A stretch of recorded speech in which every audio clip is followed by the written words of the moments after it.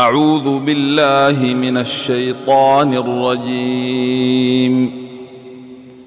بسم الله الرحمن الرحيم.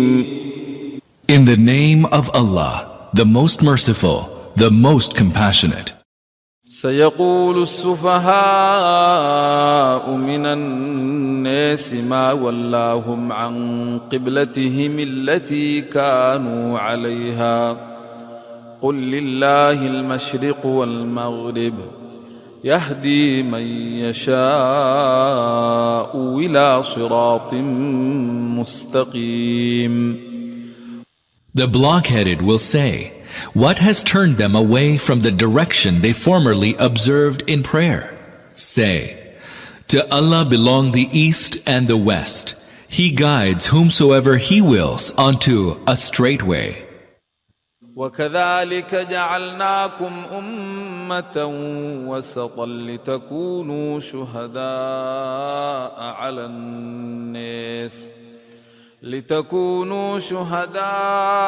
على الناس ويكون الرسول عليكم شهيدا وما جعلنا القبلة التي كنت عليها إلا لنعلم من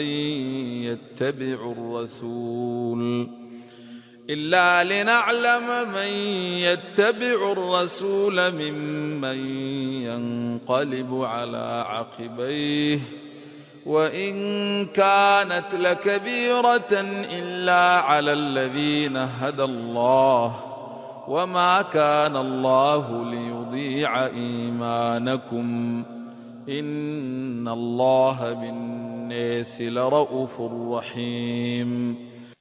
And it is thus that we appointed you to be the community of the middle way, so that you might be witnesses to all mankind, and the messenger might be a witness to you.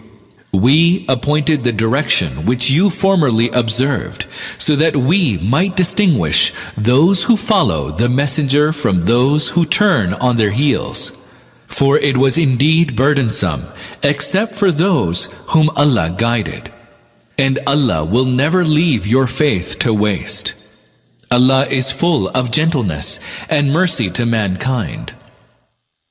قد نرى تقلب وجهك في السماء فلنولينك قبلة ترضاها فول وجهك شطر المسجد الحرام وحيث ما كنتم فولوا وجوهكم شطره وإن الذين أوتوا الكتاب ليعلمون أنه الحق من ربهم وما الله بغافل عما يعملون. We see you oft turning your face towards the sky. Now we are turning you to the direction that will satisfy you. Turn your face towards the holy mosque, and wherever you are, turn your faces towards it in prayer.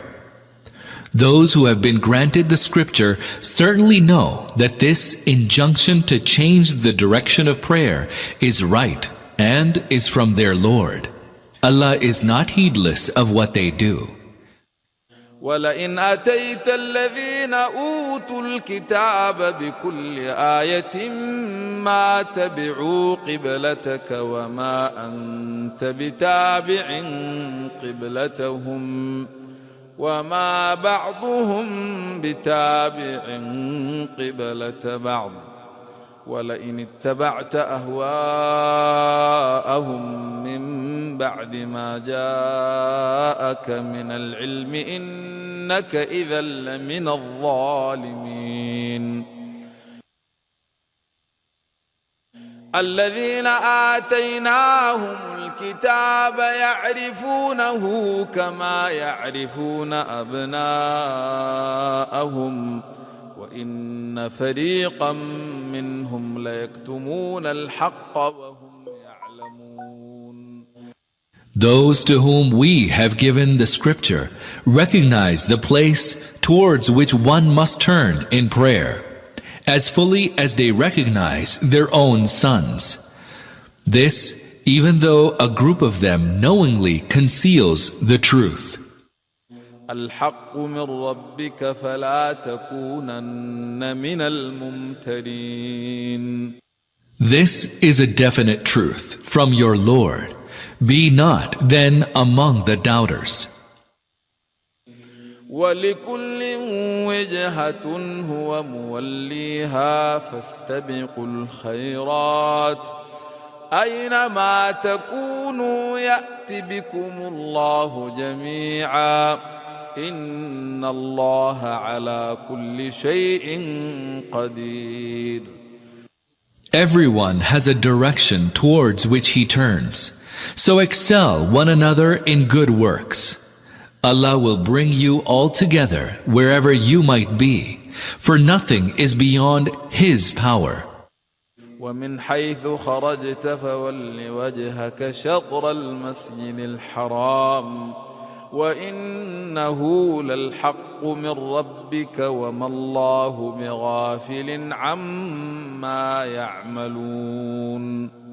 From wheresoever you might come forth, turn your face towards the holy mosque, for that indeed is the truth from your Lord, and Allah is not heedless of what you do. ومن حيث خرجت فول وجهك شطر المسجد الحرام وحيث ما كنتم فولوا وجوهكم شطره لئلا يكون للناس عليكم حجة إلا الذين ظلموا منهم فلا تخشوهم واخشوني ولأتم نعمتي عليكم ولعلكم تهتدون.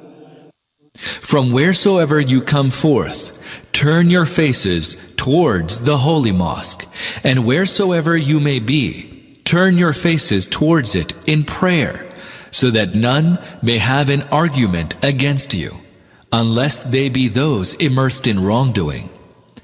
Do not fear them, but fear only me, so that I may complete my favor upon you. Perhaps you will be guided to the right way. كما أرسلنا فيكم رسولا منكم يتلو عليكم آياتنا ويزكيكم ويعلمكم الكتاب والحكمة ويعلمكم ما لم تكونوا تعلمون. Just as when we send among you a messenger of yourselves, who recites to you our signs, purifies your lives, instructs you in the book and in wisdom, and instructs you what you did not know. فاذكروني أذكركم واشكروا لي ولا تكفرون. So remember me, and I shall remember you. Give thanks to me, and do not be ungrateful to me for my favors. يا أيها الذين آمنوا استعينوا بالصبر والصلاة إن الله مع الصابرين. Believers, seek help in patience and in prayer. Allah is with those that are patient. ولا تقولوا لمن يقتل في سبيل الله أموات بل أحياء ولكن لا تشعرون. And do not say of those who are killed in the way of Allah that they are dead. They are alive, even though you have no knowledge of their life. وَلَنَبْلُوَنَّكُمْ بِشَيْءٍ مِّنَ الْخَوْفِ وَالْجُوعِ وَنَقْصٍ مِّنَ الْأَمْوَالِ وَالْأَنفُسِ وَالثَّمَرَاتِ وَبَشِّرِ الصَّابِرِينَ. We shall certainly test you by afflicting you with fear, hunger, loss of properties, and lives and fruits. Give glad tidings, then, to those who remain patient. وبشر الصابرين الذين إذا أصابتهم مصيبة قالوا إنا لله وإنا إليه راجعون. Those who, when any affliction smites them, they say, Verily, we belong to Allah, and it is to Him that we are destined to return. أولئك عليهم صلوات من ربهم ورحمة وأولئك هم المهتدون. Upon them will be the blessings and mercy of their Lord, and it is they who are rightly guided. إن الصفا والمروة من شعائر الله فمن حج البيت أو اعتمر فلا جناح عليه أن يطوف بهما ومن تطوع خيرا فإن الله شاكر عليم. Surely, Al-Safa and Al-Marwa are the symbols of Allah. Hence, whoever performs Hajj, full pilgrimage to the house of Allah, or makes Umrah, minor pilgrimage, will find that it is no sin for him to ambulate between the two. And whoever does a good work voluntarily should know that Allah is appreciative, all-knowing. إن الذين يكتمون ما أنزلنا من البينات والهدى من بعد ما بيناه للناس في الكتاب أولئك يلعنهم الله ويلعنهم اللاعنون. Those who conceal anything of the clear teachings and true guidance which we have sent down, even though we have made them clear in our book, Allah curses such people, and so do all the cursers. إلا الذين تابوا وأصلحوا وبينوا فأولئك أتوب عليهم وأنا التواب الرحيم. Except those who repent and make amends and openly declare what they had concealed.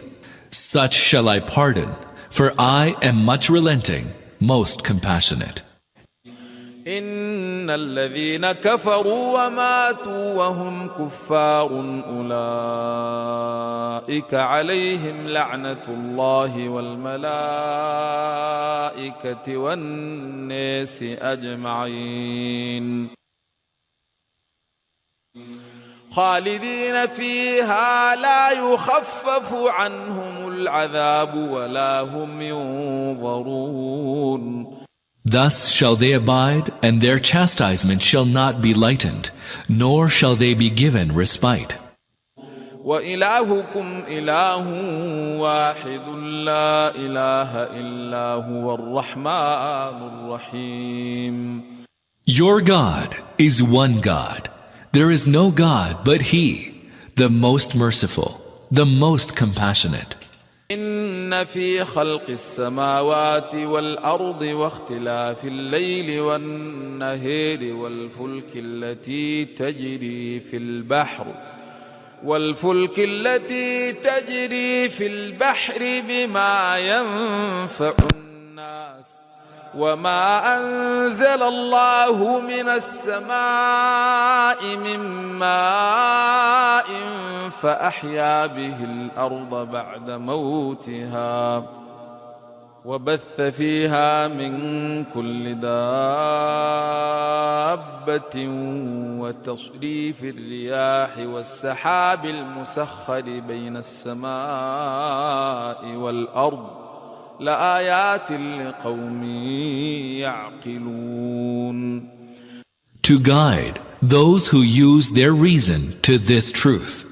There are many signs in the structure of the heavens and the earth, in the constant alternation of night and day, in the vessels which speed across the sea, carrying goods that are of profit to people, in the water which Allah sends down from the sky, and thereby quickens the earth after it was dead, and disperse over it all manner of animals, and in the changing courses of the winds, and the clouds pressed into service between heaven and earth. ومن الناس من يتخذ من دون الله أندادا يحبونهم كحب الله والذين آمنوا أشد حبا لله ولو يرى الذين ظلموا إذ يرون العذاب أن القوة لله جميعا وأن الله شديد العذاب. Yet there are some who take others as equals to Allah and love them as Allah alone should be loved. But those who truly believe, they love Allah more than all else. If only the wrongdoers were to perceive now, as they will perceive when they will see the chastisement, that all power belongs to Allah alone, and that Allah is severe in chastisement. اتبرأ الذين اتبعوا من الذين اتبعوا ورأوا العذاب وتقطعت بهم الأسباب. At that moment, those who have been followed will disown their followers, and they will see the chastisement, and their resources will be cut asunder. وقال الذين اتبعوا لو أن لنا كرة فنتبرأ منهم كما تبرؤوا منا كذلك يريهم الله أعمالهم حسرات عليهم وما هم بخارجين من النار. And the followers will then say, "Oh, if only we might return again, we would disown them as they have disowned us." Thus Allah will show them their works in a manner causing them bitter regrets. Never will they come out of the fire.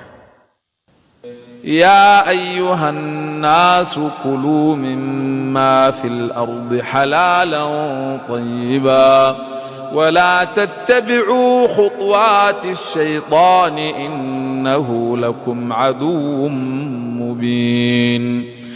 O people, eat of the lawful and pure things in the earth, and follow not in the footsteps of Satan. For surely he is your open enemy. إنما يأمركم بالسوء والفحشاء وأن تقولوا على الله ما لا تعلمون. He only commands you to do evil and commit acts of indecency and to ascribe to Allah the things concerning which you have no knowledge, that He really is their source. وإذا قيل لهم اتبعوا ما أنزل الله قالوا بل نتبع ما ألفينا عليه آباءنا أولو كان آباؤهم لا يعقلون شيئا ولا يهتدون.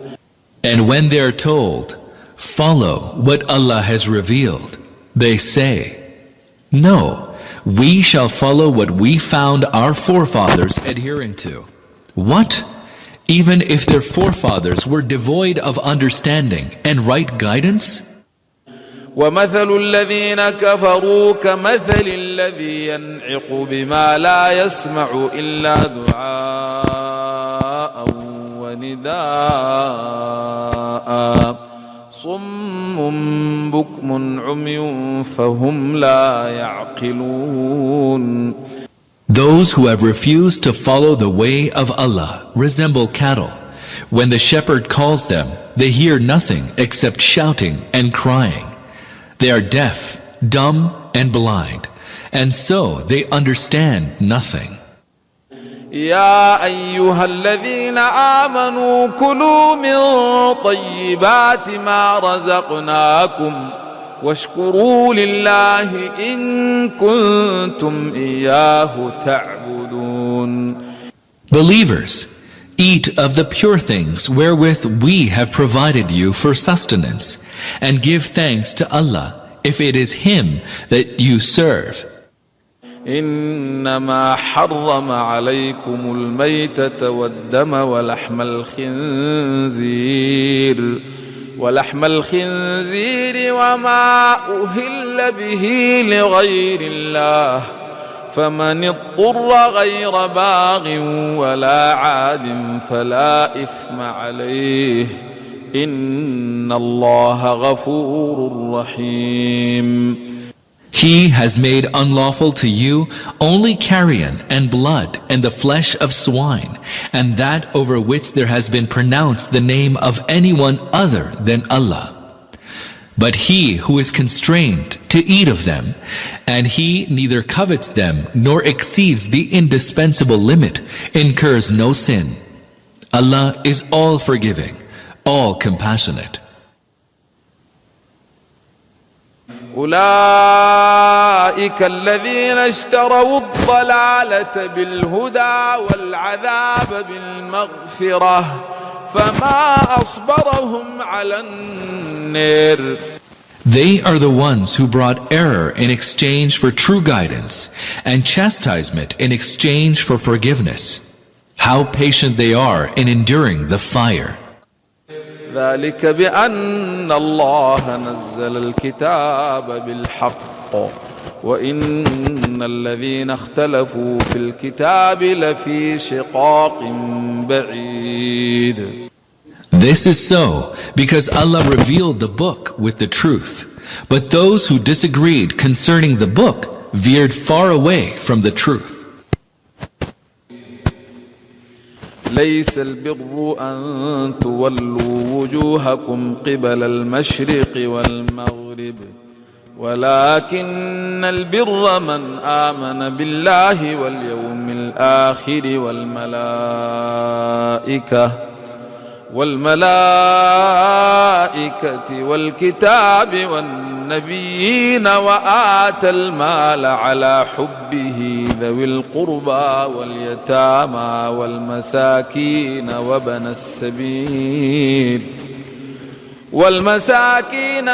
السبيل والسائلين وفي الرقاب وأقام الصلاة وآتى الزكاة والموفون بعهدهم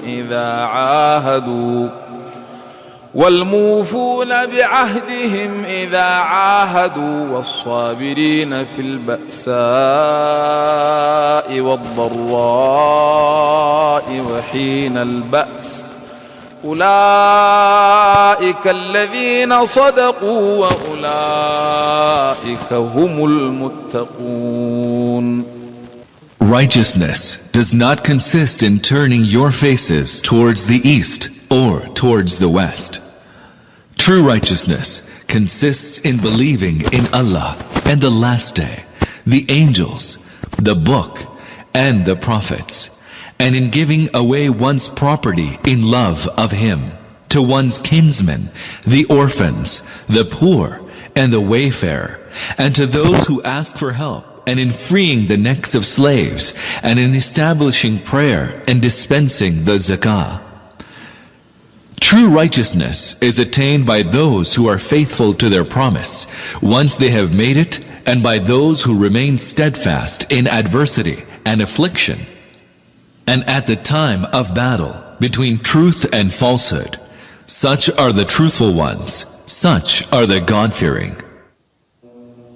يا أيها الذين آمنوا كتب عليكم القصاص في القتلى الحر بالحر والعبد بالعبد والأنثى بالأنثى فمن عفي له من أخيه شيء فاتباع بالمعروف وأداء إليه بإحسان ذلك تخفيف من ربكم ورحمة فمن اعتدى بعد ذلك فله عذاب أليم. Believers, retribution is prescribed for you in cases of killing, If a free man is guilty, then the free man. If a slave is guilty, then the slave. If a female is guilty, then the female. But if something of a murderer's guilt is remitted by his brother, this should be adhered to in fairness, and payment be made in a goodly manner. This is an alleviation and a mercy from your Lord, and for him who commits excess, after that there is a painful chastisement. ولكم في القصاص حياة يا أولي الألباب لعلكم تتقون.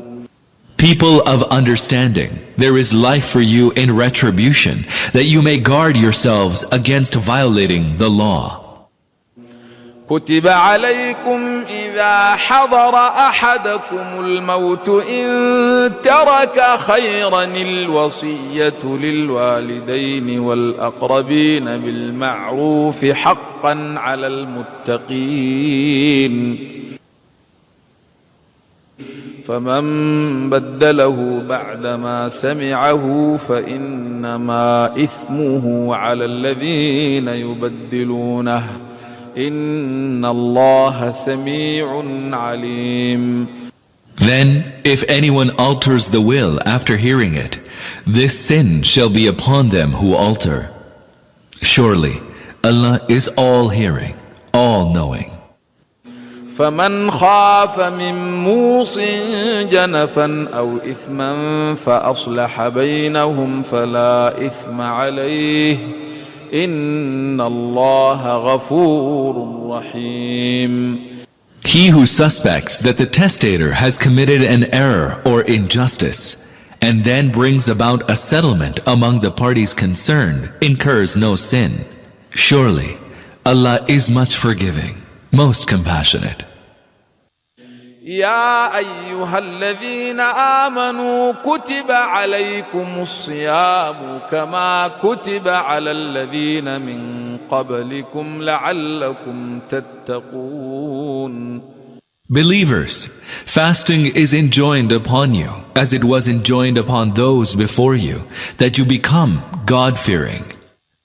أياما معدودات فمن كان منكم مريضا أو على سفر فعدة من أيام أخر وعلى الذين يطيقونه فدية طعام مسكين فمن تطوع خيرا فهو خير له وأن تصوموا خير لكم إن كنتم تعلمون.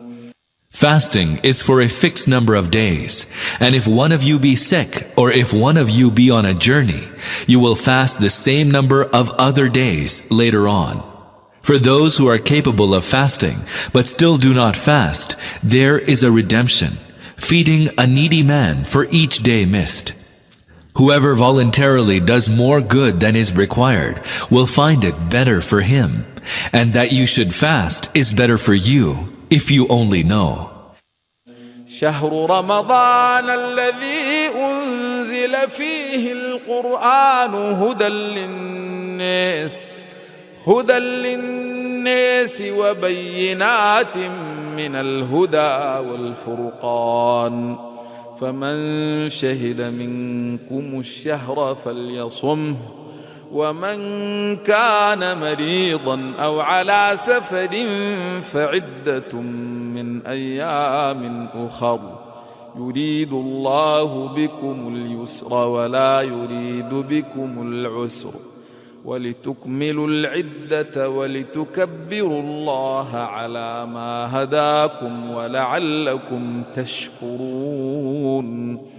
During the month of Ramadan, the Quran was sent down as a guidance to the people with clear signs of true guidance and as the criterion between right and wrong.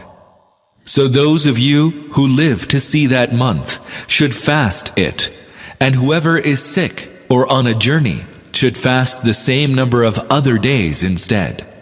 Allah wants ease and not hardship for you, so that you may complete the number of days required.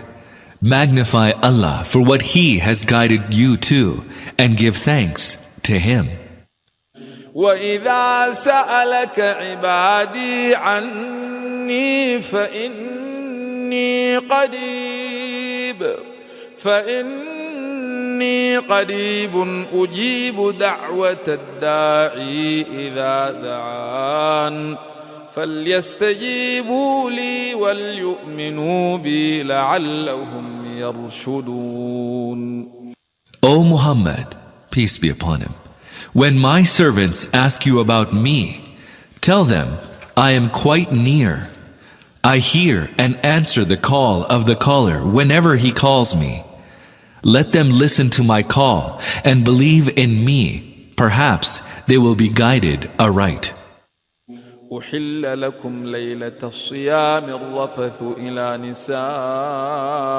نسائكم هن لباس لكم وأنتم لباس لهن علم الله أنكم كنتم تختانون أنفسكم فتاب عليكم وعفى عنكم فالآن باشروهن وابتغوا ما كتب الله لكم وكلوا واشربوا حتى يتبين لكم الخيط الأبيض من الخيط الأسود من الفجر ثم أتموا الصيام إلى الليل ولا تباشروهن وأنتم عاكفون في المساجد تلك حدود الله فلا تقربوها كذلك يبين الله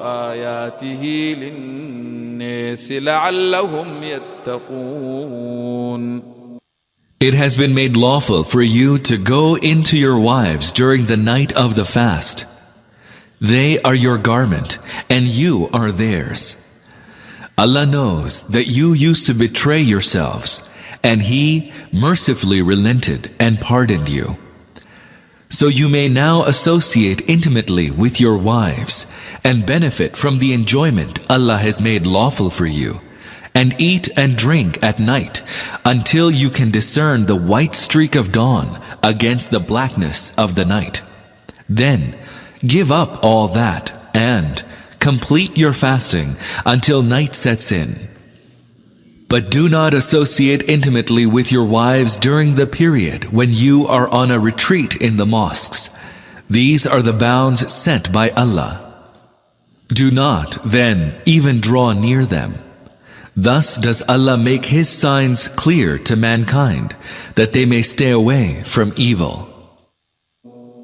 ولا تأكلوا أموالكم بينكم بالباطل وتدلوا بها إلى الحكام لتأكلوا فريقا من أموال الناس بالإثم وأنتم تعلمون.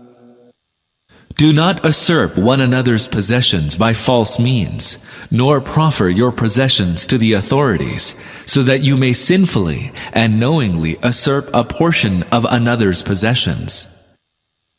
يسألونك عن الأهلة قل هي مواقيت للناس والحج وليس البر بأن تأتوا البيوت من ظهورها ولكن البر من اتقى وأتوا البيوت من أبوابها واتقوا الله لعلكم تفلحون. People question you concerning the phases of the moon. Say, they are signs to determine time for the sake of people and for the pilgrimage. Also tell them, true righteousness is not that you enter your houses from the back. Righteousness lies in fearing Allah. So enter your houses by their doors and fear Allah that you might attain true success. وقاتلوا في سبيل الله الذين يقاتلونكم ولا تعتدوا إن الله لا يحب المعتدين. Fight in the way of Allah against those who fight against you, but do not transgress, for Allah does not love transgressors. وَاقْتُلُوهُمْ حَيْثُ ثَقِفْتُمُوهُمْ وَأَخْرِجُوهُمْ مِنْ حَيْثُ أَخْرَجُوكُمْ وَالْفِتْنَةُ أَشَدُّ مِنَ الْقَتْلِ ولا تقاتلوهم عند المسجد الحرام حتى يقاتلوكم فيه فإن قاتلوكم فاقتلوهم كذلك جزاء الكافرين. Kill them whenever you confront them, and drive them out from where they drove you out. For though killing is sinful, wrongful persecution is even worse than killing. Do not fight against them near the holy mosque, unless they fight against you. But if they fight against you, kill them, for that is the reward of such unbelievers. فإن انتهوا فإن الله غفور رحيم. Then, if they desist, know well that Allah is ever forgiving, most compassionate. وقاتلوهم حتى لا تكون فتنة ويكون الدين لله فإن انتهوا فلا عدوان إلا على الظالمين.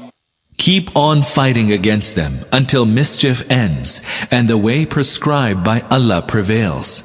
But if they desist, then know that hostility is directed only against the wrongdoers.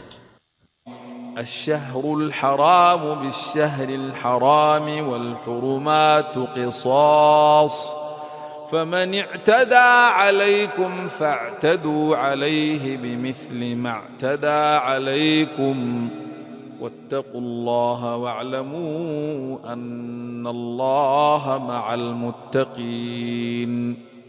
The sacred month for the sacred month. Sanctities should be respected alike by all concerned. Thus, if someone has attacked you, attack him just as he attacked you, and fear Allah, and remain conscious that Allah is with those who guard against violating the bounds set by Him. وأنفقوا في سبيل الله ولا تلقوا بأيديكم إلى التهلكة وأحسنوا إن الله يحب المحسنين. Spend in the way of Allah, and do not cast yourselves into destruction with your own hands. Do good, for Allah loves those who do good. وأتموا الحج والعمرة لله فإن أحصرتم فما استيسر من الهدي ولا تحلقوا رؤوسكم حتى يبلغ الهدي محله فمن كان منكم مريضا أو به أذى من رأسه ففدية من صيام أو صدقة أو نسك فإذا أمنتم فمن تمتع بالعمرة إلى الحج فما استيسر من الهدي فمن لم يجد فصيام 3 أيام في الحج و7 إذا رجعتم تلك 10 كاملة ذلك لمن لم يكن أهله حاضر المسجد الحرام واتقوا الله واعلموا أن الله شديد العقاب. Complete Hajj and Umrah for Allah. And if you are prevented from doing so, then make the offering which is available to you. And do not shave your heads until the offering reaches its appointed place. If any of you should have to shave your head before that because of illness or injury to the head, then you should make the redemption by fasting or almsgiving or ritual sacrifice. And when you are secure, then he who avails of Umrah before the time of Hajj shall give the offering he can afford. And if he cannot afford the offering, he shall fast for 3 days during Hajj, and for 7 days after he returns home. That is, 10 days in all. This privilege is for those whose families do not live near the holy mosque. Guard against violating these ordinances of Allah, and be mindful that Allah is severe in chastisement. الحج أشهر معلومات فمن فرض فيهن الحج فلا رفث ولا فسوق ولا جدال في الحج وما تفعلوا من خير يعلمه الله وتزودوا فإن خير الزاد التقوى واتقوني يا أولي الألباب. The months of Hajj are well known. Whoever intends to perform pilgrimage in these months shall abstain from sensual indulgence, wicked conduct, and quarreling. And whatever good you do, Allah knows it. Take your provisions for the pilgrimage, but in truth, the best provision is piety. Men of understanding, beware of disobeying me. ليس عليكم جناح أن تبتغوا فضلا من ربكم فإذا أفضتم من عرفات فاذكروا الله عند المشعر الحرام واذكروه كما هداكم وإن كنتم من قبله لمن الضالين. It is no offense for you to seek the bounty of your Lord during pilgrimage. When you hasten back from Arafat, then remember Allah at Al-Mash'ar Al-Haram, i.e. Al-Muzdalfa, and remember Him in the manner He has directed you. For before this, you were surely in error. ثم أفيضوا من حيث أفاض الناس واستغفروا الله إن الله غفور رحيم. Then press on even as others press on, and implore Allah's forgiveness. Allah is most forgiving, most merciful. فإذا قضيتم مناسككم فاذكروا الله كذكركم آباءكم أو أشد ذكرا فمن الناس من يقول ربنا آتنا في الدنيا وما له في الآخرة من خلاق. And when you have performed your rites, remember Allah as you remember your fathers, or remember Him even more. There are some among those that remember Allah who say, Our Lord, grant us what is good in this world. Such shall have no share in the hereafter. ومنهم من يقول ربنا آتنا في الدنيا حسنة وفي الآخرة حسنة وقنا عذاب النار. There are others who say, Our Lord, grant us what is good in this world and what is good in the world to come, and protect us from the chastisement of the fire. أولئك لهم نصيب مما كسبوا والله سريع الحساب. They shall have a portion from what they earned. Allah is quick in reckoning. واذكروا الله في أيام معدودات فمن تعجل في يومين فلا إثم عليه ومن تأخر فلا إثم عليه لمن اتقى واتقوا الله واعلموا أنكم إليه تحشرون. And remember Allah through appointed days. It is no sin for him who hastens off and returns in 2 days. And it is no sin for him who delays the return, provided he has spent the days in piety. Beware of disobeying Allah and know well that to him you all shall be mustered.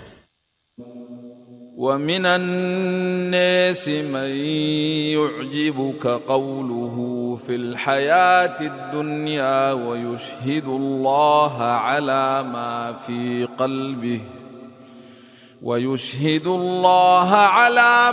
في قلبه وهو ألد الخصام.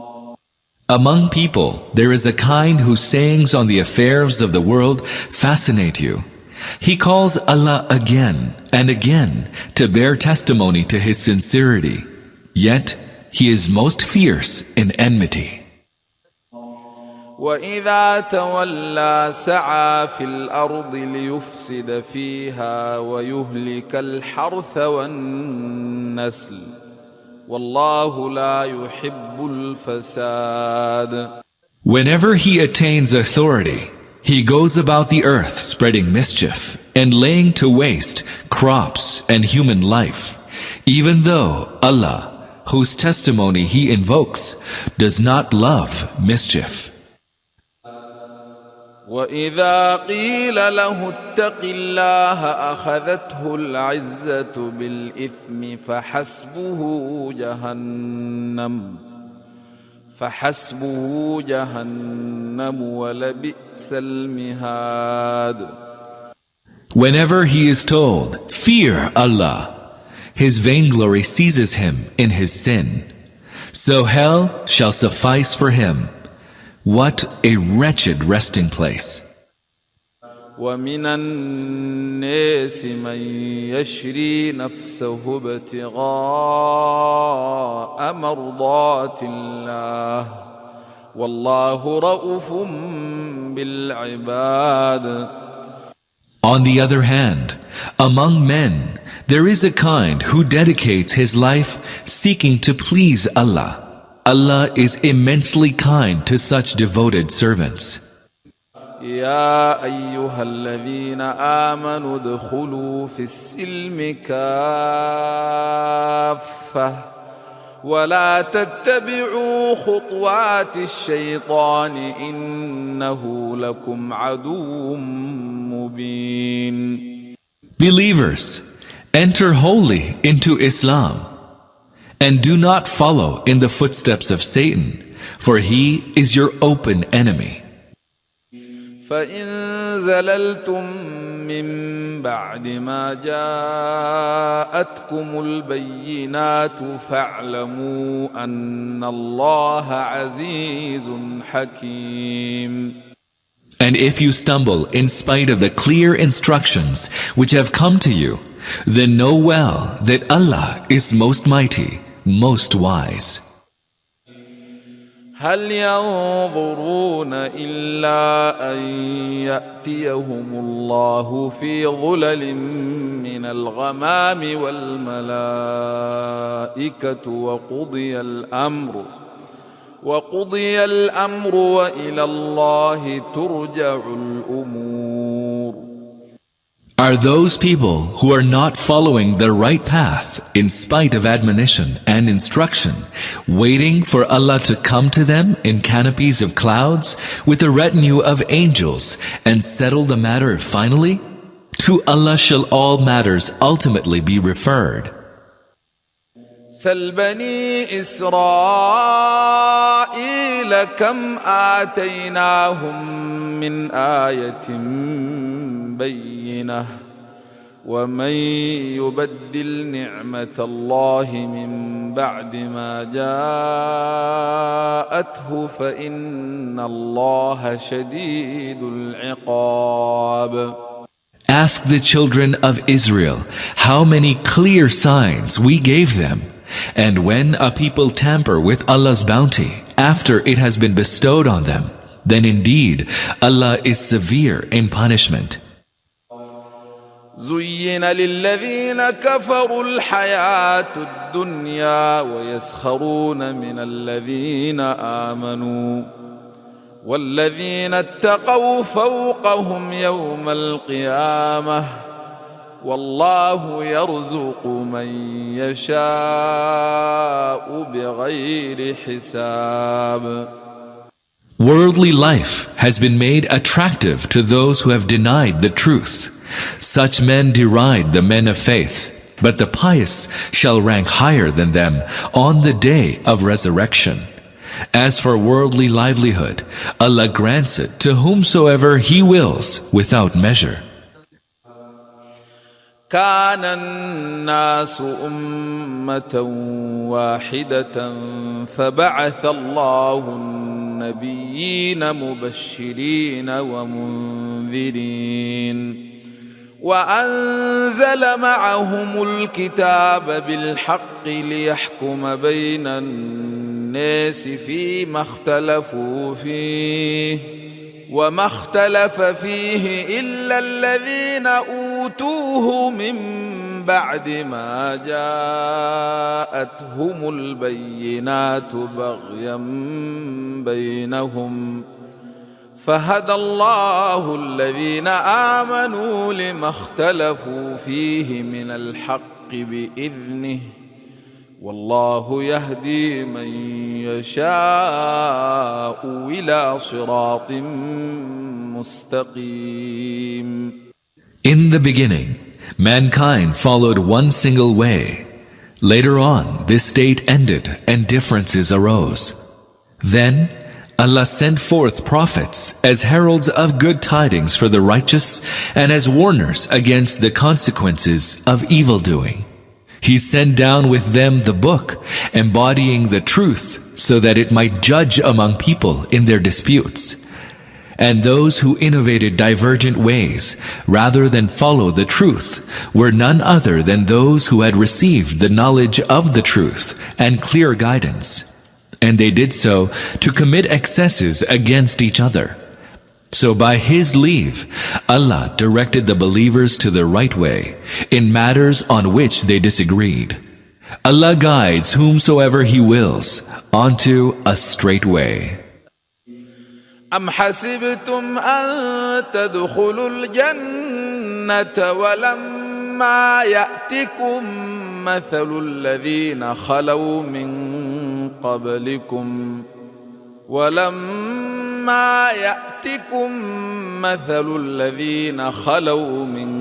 قبلكم مستهم البأساء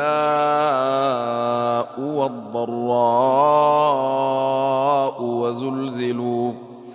وزلزلوا حتى يقول الرسول والذين آمنوا معه متى نصر الله ألا إن نصر الله قريب. Do you suppose that you will enter paradise untouched by the suffering endured by the people of faith who passed away before you? They were afflicted by misery and hardship and were so convulsed that the messenger and the believers with him cried out, "When will Allah's help arrive?" They were assured, "Behold, Allah's help is close by." يسألونك ماذا ينفقون قل ما أنفقتم من خير فللوالدين والأقربين واليتامى والمساكين وابن السبيل وما تفعلوا من خير فإن الله به عليم. People ask you what they should spend. Say, whatever wealth you spend, let it be for your parents and kinsmen, the orphans, the needy, and the wayfarer. Allah is aware of whatever good you do. كتب عليكم القتال وهو كره لكم وعسى أن تكرهوا شيئا وهو خير لكم وعسى أن تحبوا شيئا وهو شر لكم والله يعلم وأنتم لا تعلمون. Fighting is ordained upon you, and it is disliked by you. It may well be that you dislike a thing, even though it is good for you. And it may well be that you like a thing, even though it is bad for you. Allah knows, and you do not know. يسألونك عن الشهر الحرام قتال فيه قل قتال فيه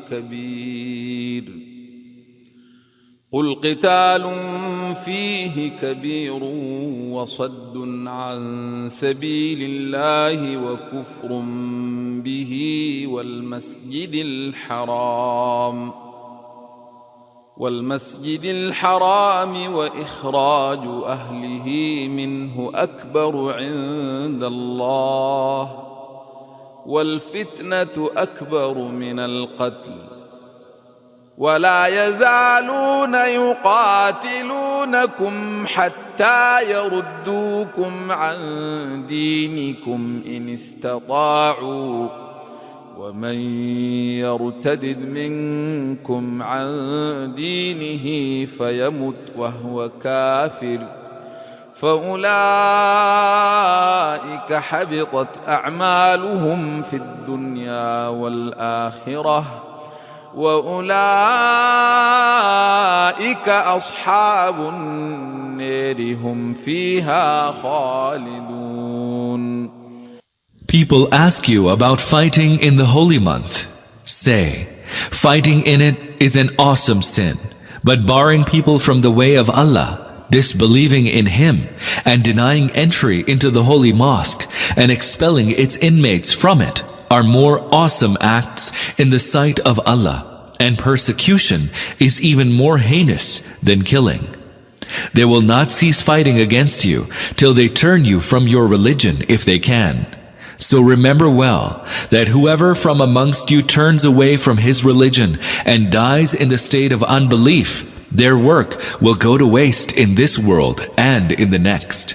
They are destined for the fire, and it is there that they will abide. إن الذين آمنوا والذين هاجروا وجاهدوا في سبيل الله أولئك يرجون رحمة الله والله غفور رحيم. On the contrary, those who believed and forsook their hearth and home and strove in the way of Allah, such may rightly hope for the mercy of Allah, for Allah is all forgiving, all merciful. يسألونك عن الخمر والميسر قل فيهما إثم كبير ومنافع للناس وإثمهما أكبر من نفعهما ويسألونك ماذا ينفقون قل العفو كذلك يبين الله لكم الآيات لعلكم تتفكرون. They ask you about wine and games of chance.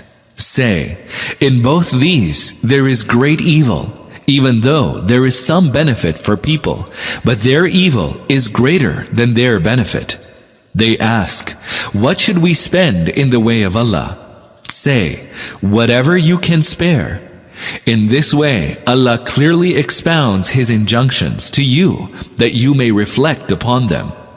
في الدنيا والآخرة ويسألونك عن اليتامى قل إصلاح لهم خير وإن تخالطوهم فإخوانكم والله يعلم المفسد من المصلح ولو شاء الله لأعنتكم إن الله عزيز حكيم.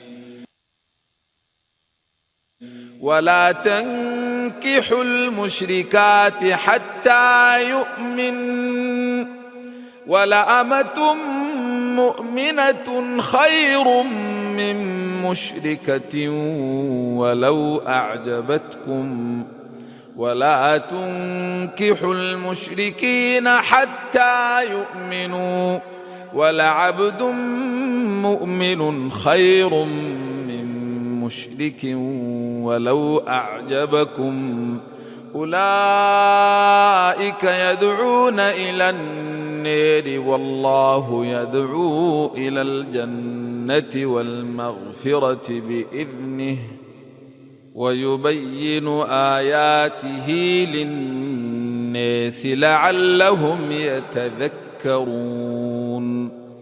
Marry not the women who associate others with Allah in His divinity until they believe. For a believing slave girl is better than a free respectable woman who associates others with Allah in His divinity, even though she might please you. Likewise, do not give your women in marriage to men who associate others with Allah in His divinity until they believe.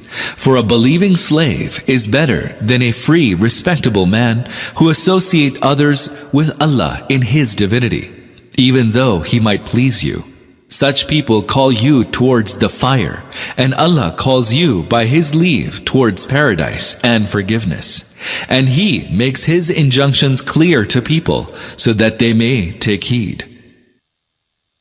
ويسألونك عن المحيض قل هو أذى فاعتزلوا النساء في المحيض ولا تقربوهن حتى يطهرن فإذا تطهرن فأتوهن من حيث أمركم الله إن الله يحب التوابين ويحب المتطهرين. They ask you about menstruation. Say, it is a state of impurity, so keep away from women in the state of menstruation, and do not approach them until they are cleansed. And when they are cleansed, then come to them as Allah has commanded you. Truly, Allah loves those who abstain from evil and keep themselves pure. نساؤكم حرث لكم فأتوا حرثكم أنى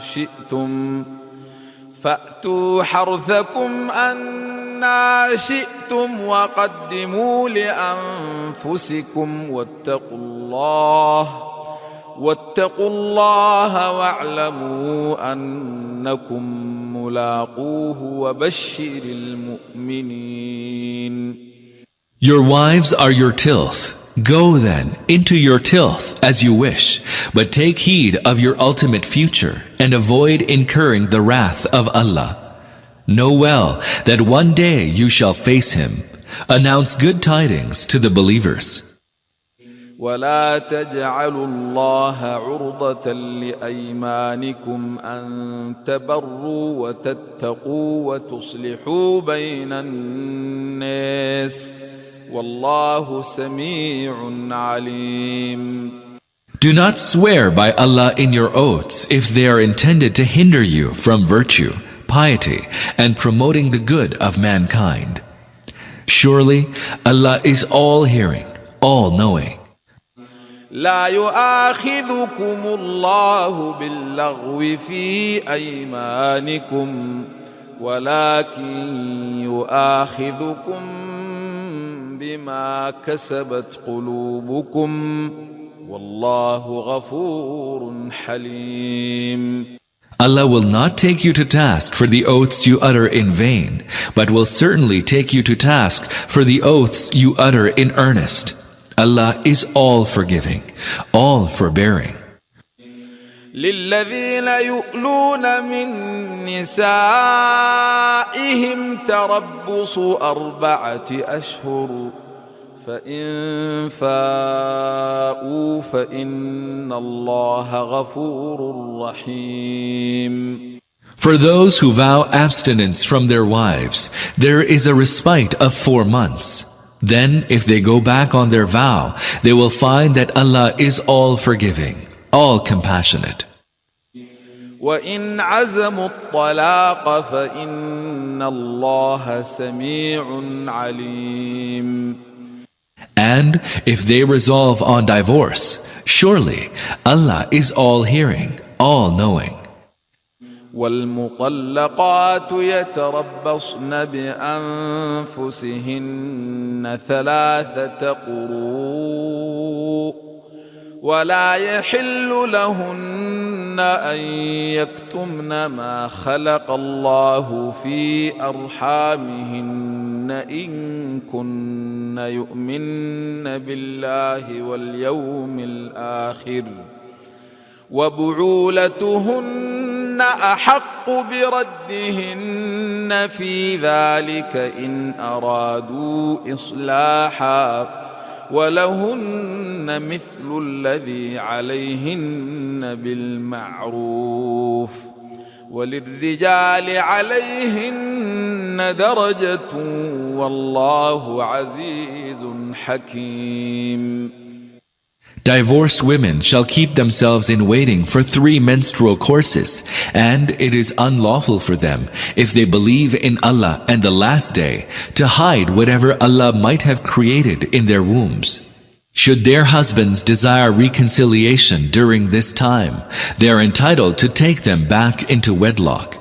Women have the same rights against their men as men have against them, but men have a degree above them. Allah is all-powerful, all-wise. الطلاق مرتان فإمساك بمعروف أو تسريح بإحسان ولا يحل لكم أن تأخذوا مما آتيتموهن شيئا إلا أن يخافا ألا يقيما حدود الله فإن خفتم ألا يقيما حدود الله فلا جناح عليهما فيما افتدت به تلك حدود الله فلا تعتدوها ومن يتعد حدود الله فأولئك هم الظالمون. Divorce can be pronounced twice. Then either honorable retention or kindly release should follow. While dissolving the marriage tie, it is unlawful for you to take back anything of what you have given to your wives, unless both fear that they may not be able to keep within the bounds set by Allah. Then, if they fear that they might not be able to keep within the bounds set by Allah, there is no blame upon them for what the wife might give away of her property to become released from the marriage tie. These are the bounds set by Allah. Do not transgress them.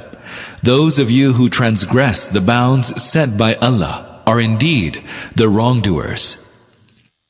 فإن طلقها فلا تحل له من بعد حتى تنكح زوجا غيره فإن طلقها فلا جناح عليهما أن يتراجعا إن ظنا أن يقيما حدود الله وتلك حدود الله يبينها لقوم يعلمون.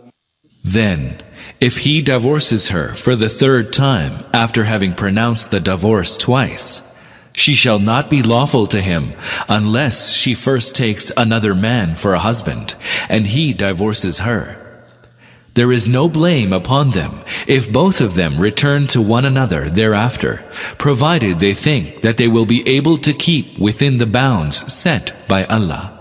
These are the bounds of Allah which He makes clear to a people who have knowledge of the consequences of violating those bounds. وَإِذَا طَلَّقْتُمُ النِّسَاءَ فَبَلَغْنَ أَجَلَهُنَّ فَأَمْسِكُوهُنَّ بِمَعْرُوفٍ أَوْ سَرِّحُوهُنَّ بِمَعْرُوفٍ ولا تمسكوهن ضرارا لتعتدوا ومن يفعل ذلك فقد ظلم نفسه ولا تتخذوا آيات الله هزؤا واذكروا نعمة الله عليكم وما أنزل عليكم من الكتاب والحكمة يعظكم به واتقوا الله واعلموا أن الله بكل شيء عليم. And so, when you divorce women and they reach the end of their waiting term, then either retain them in a fair manner or let them go in a fair manner. And do not retain them to their hurt or by way of transgression. Whosoever will do that will indeed wrong himself. Do not take the signs of Allah in jest, and remember Allah's favor upon you. He exhorts you to revere the book and the wisdom that He has sent down upon you. Fear Allah and know well that Allah has full knowledge of everything. وَإِذَا طَلَّقْتُمُ النِّسَاءَ فَبَلَغْنَ أَجَلَهُنَّ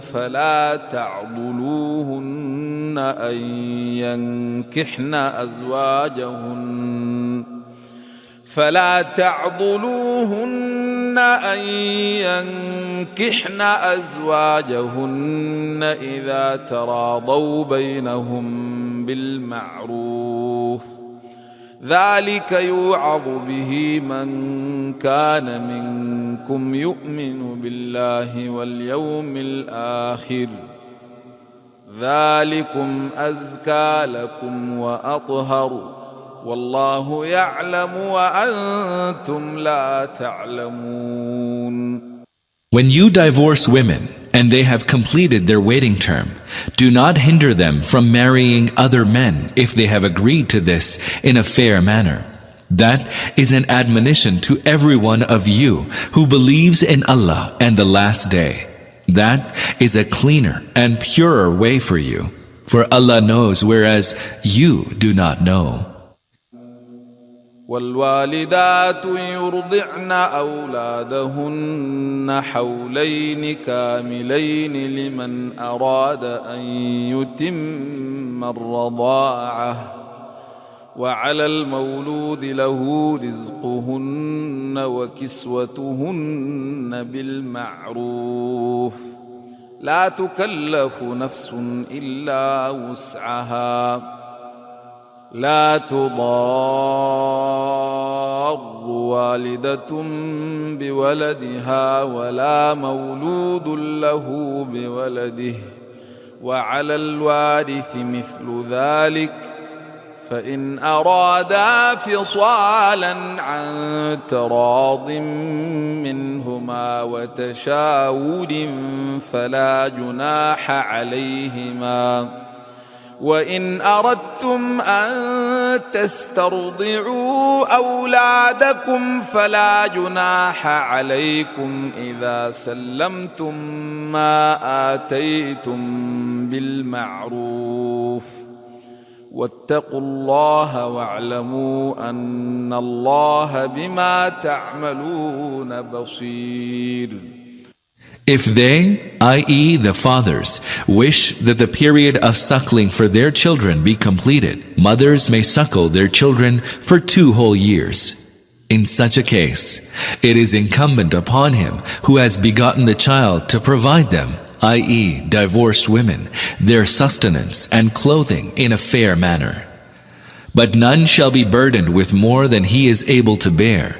Neither shall a mother suffer because of her child, nor shall the father be made to suffer because he has begotten him.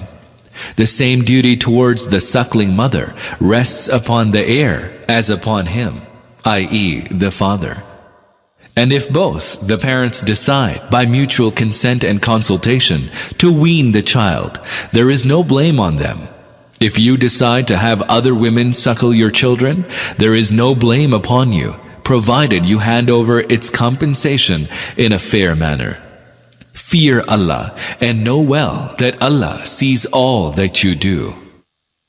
والذين يتوفون منكم ويذرون أزواجا يتربصن بأنفسهن 4 أشهر وعشرا فإذا بلغن أجلهن فلا جناح عليكم فيما فعلن في أنفسهن بالمعروف والله بما تعملون خبير. The wives of men who have died must observe a waiting period of 4 months and 10 days. When they have reached the end of the waiting term, there is no blame upon you regarding what they may do with themselves in a fair manner.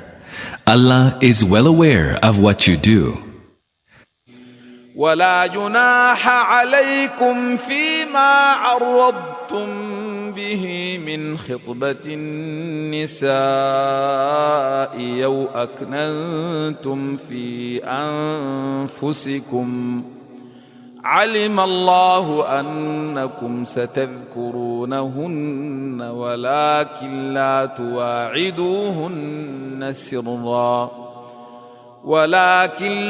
تواعدوهن سرا إلا أن تقولوا قولا معروفا ولا تعزموا عقدة النكاح حتى يبلغ الكتاب أجله واعلموا أن الله يعلم ما في أنفسكم فاحذروه واعلموا أن الله غفور حليم.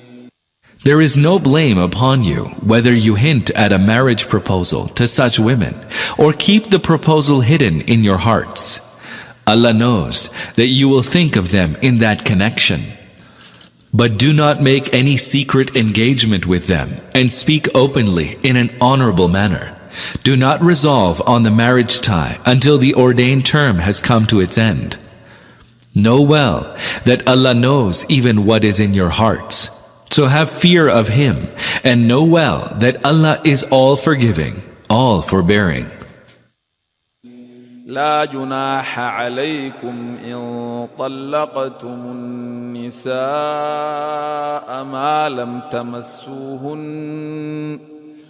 ما لم تمسوهن أو تفرضوا لهن فريضة ومتعوهن على الموسع قدره وعلى المقتر قدره متاعا بالمعروف حقا على المحسنين.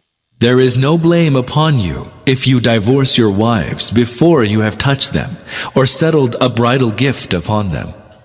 But even in this case, you should make some provision for them, the affluent according to his means, the straitened according to his means, a provision in fair manner. That is a duty upon the good doers. وَإِن طَلَّقْتُمُوهُنَّ مِن قَبْلِ أَن تَمَسُّوهُنَّ وَقَدْ فَرَضْتُمْ لَهُنَّ فَرِيضَةً فَنِصْفُ مَا فَرَضْتُمْ إِلَّا أَن يَعْفُونَ أَوْ يَعْفُوَ الَّذِي بِيَدِهِ عُقْدَةُ النِّكَاحِ وأن تعفوا أقرب للتقوى ولا تنسوا الفضل بينكم إن الله بما تعملون بصير. And if you divorce them before you touch them or settle a bridal gift upon them, then give them half of what you have settled, unless either the women act leniently and forego their claim, or he in whose hand is the marriage tie acts leniently and pays the full amount. If you act leniently, it is closer to God-fearing, and forget not to act gracefully with one another, for indeed Allah sees all that you do. حافظوا على الصلوات والصلاة الوسطى وقوموا لله قانتين. Be watchful over the prayers and over praying with the utmost excellence, and stand before Allah as would utterly obedient servants. فإن خفتم فرجالا أو ركبانا فإذا أمنتم فاذكروا الله كما علمكم ما لم تكونوا تعلمون.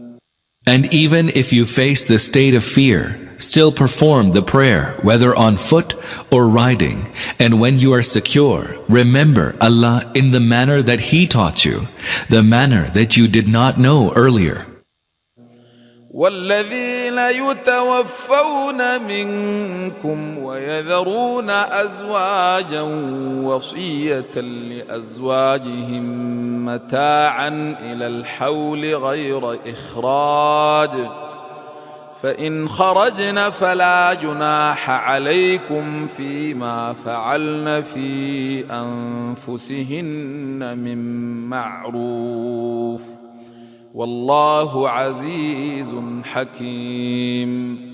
Those of you who die leaving behind your wives should make testament of 1 year's provision without expulsion in favor of your wives. And if they themselves depart, there shall be no blame upon you for what they may do with themselves in an honorable manner. Allah is Almighty, All-Wise.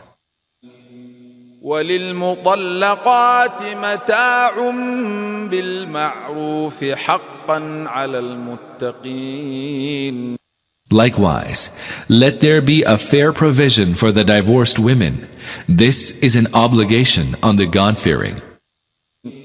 كذلك يبين الله لكم آياته لعلكم تعقلون.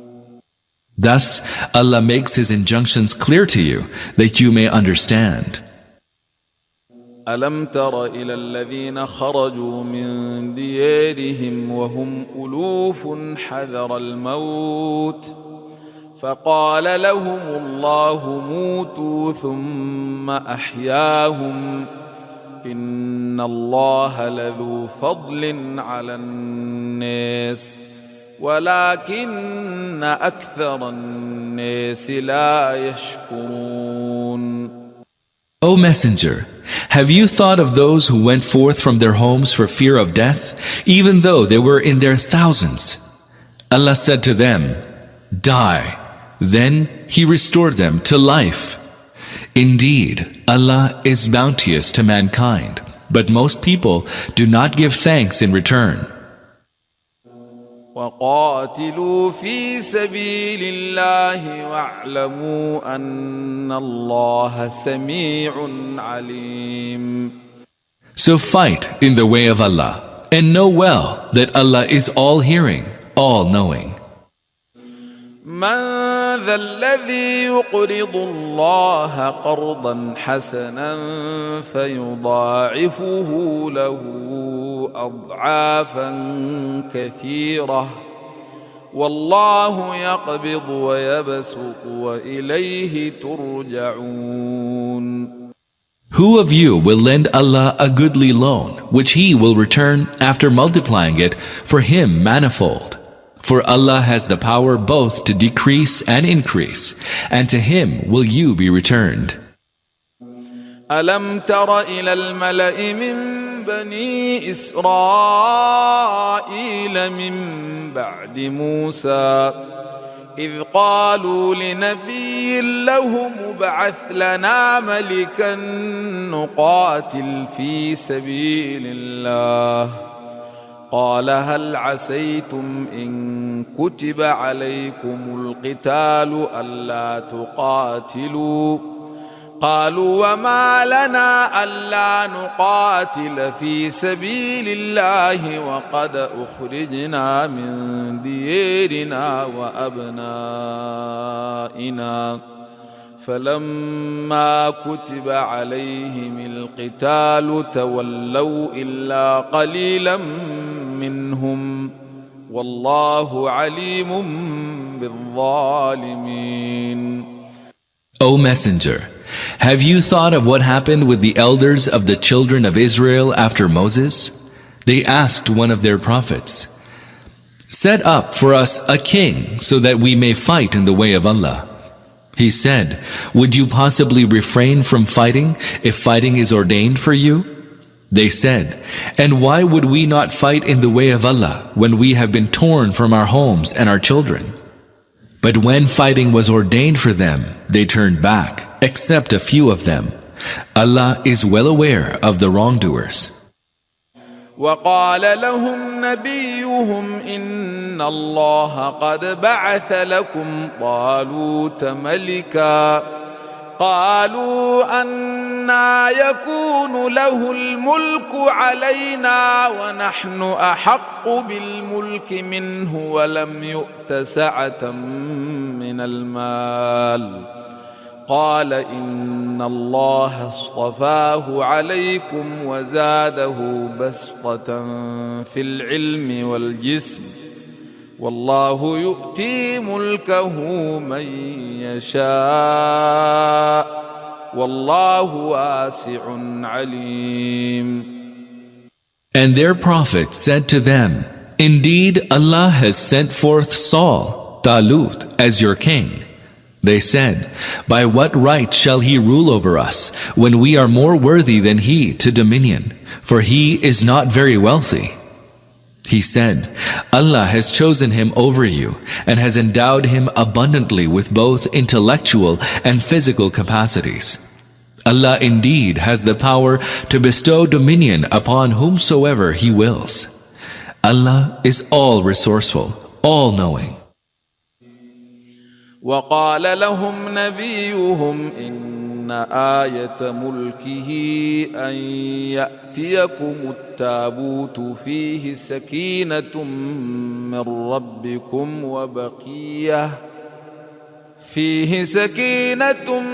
من ربكم وبقية مما ترك آل موسى وآل هارون تحمله الملائكة إن في ذلك لآية لكم إن كنتم مؤمنين. And their prophet said to them, The sign of his dominion is that in his reign, the ark, wherein is inner peace for you, will be brought back to you, and the sacred relics left behind by the house of Moses, peace be upon him, and the house of Aaron, peace be upon him, borne by angels. Truly in that is a sign for you, if indeed you are people of faith.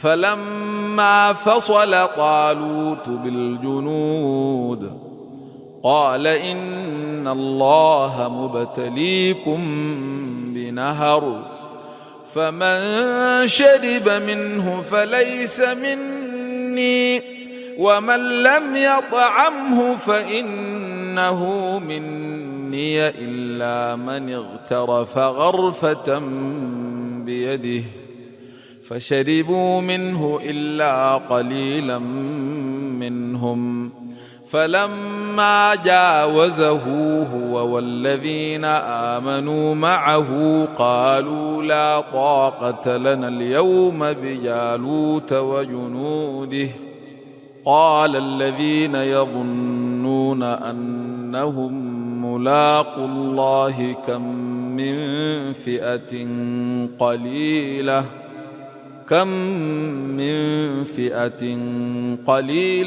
غلبت فئة كثيرة بإذن الله والله مع الصابرين. When Saul, Talut, set out with his forces, he said, Allah will try you with a river, and whoever drinks of it does not belong to me. He who refrains from tasting it, unless it be just a palmful, he indeed belongs to me. Then all, except a few of them, drank their fill at the river. But as soon as Saul, Talut, and the believers with him went forth across the river, they said, Today we have no strength to face Goliath, Jalut, and his forces. But those who believed that they were bound to meet their Lord said, How often has a small party prevailed against a large party by the leave of Allah? Allah is with those who remain steadfast. ولما برزوا لجالوت وجنوده قالوا ربنا أفرغ علينا صبرا وثبت أقدامنا وانصرنا على القوم الكافرين. And when they went forth against Goliath, Jalut, and his forces, they prayed, Our Lord, shower us with patience and set our feet firm and grant us victory over this unbelieving people.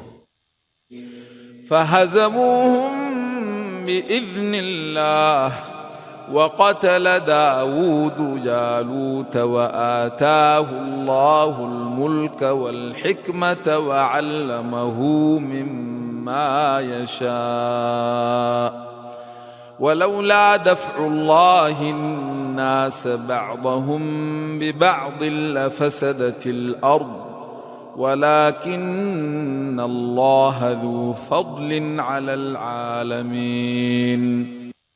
Thereupon, by Allah's leave, they put the unbelievers to flight, and David killed Goliath.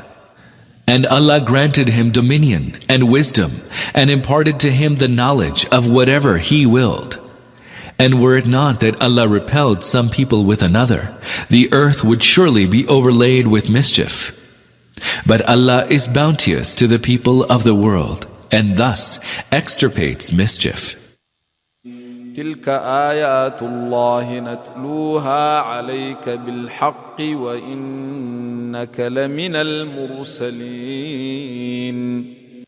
These are the signs of Allah which we recite to you in truth, for indeed you are one of those entrusted with the message. تلك الرسل فضلنا بعضهم على بعض منهم من كلم الله ورفع بعضهم درجات وآتينا عيسى ابن مريم البينات وأيدناه بروح القدس ولو شاء الله ما اقتتل الذين من بعدهم من بعد ما جاءتهم البينات ولكن اختلفوا فمنهم من آمن ومنهم من كفروا ولو شاء الله ما اقتتلوا ولكن الله يفعل ما يريد. And these messengers who have been designated to guide people, we have exalted some of them above the others. Among them are such as were spoken to by Allah Himself, and some He exalted in other respects. And we granted Jesus, son of Mary, peace be upon him, clear signs, and supported him with the spirit of holiness. Had He willed, those who had seen these clear signs would not have fought one another thereafter. But it was not the will of Allah to prevent people from disagreement by compulsion. Hence, they differed among themselves, whereby some attained faith and others denied the truth. Yet, had Allah so willed, they would not have fought one another. Allah does whatever He wills.